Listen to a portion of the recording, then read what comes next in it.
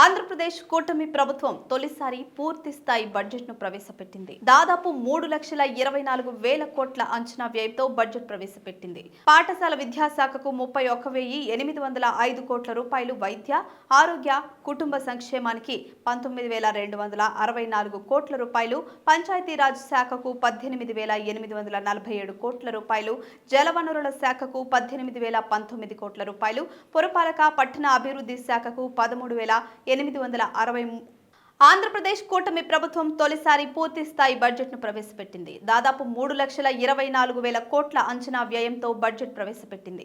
పాఠశాల విద్యాశాఖకు 31,805 కోట్ల రూపాయలు, వైద్య, ఆరోగ్య, కుటుంబ సంక్షేమానికి 19,264 కోట్ల రూపాయలు, పంచాయతీరాజ్ శాఖకు 18,847 కోట్ల రూపాయలు, జలవనరుల శాఖకు 18,019 కోట్ల రూపాయలు, పురపాలక పట్టణాభివృద్ధి శాఖకు 13,862 కోట్ల రూపాయలు, ఇంధన శాఖకు 13,600 కోట్ల రూపాయలు, పరిశ్రమలు వాణిజ్య శాఖకు 3,156 కోట్ల రూపాయలు, గృహ నిర్మాణ శాఖకు 6,318 కోట్ల రూపాయలు, ఉన్నత విద్యాశాఖకు 2,506 కోట్ల రూపాయలు, బీసీల సంక్షేమానికి 47,456 కోట్ల రూపాయలు కేటాయింపు, ఎస్సీల సంక్షేమానికి 20,281 కోట్ల రూపాయలు, ఎస్టీల సంక్షేమానికి 8,159 కోట్ల రూపాయలు, అల్పసంఖ్యాక వర్గాల కోసం 5,434 కోట్ల రూపాయలు బడ్జెట్లో కేటాయించారు. ఇక దీపం 2.0 పథకం కింద ఉచిత గ్యాస్ సిలిండర్లకు 2,601 కోట్ల రూపాయలు,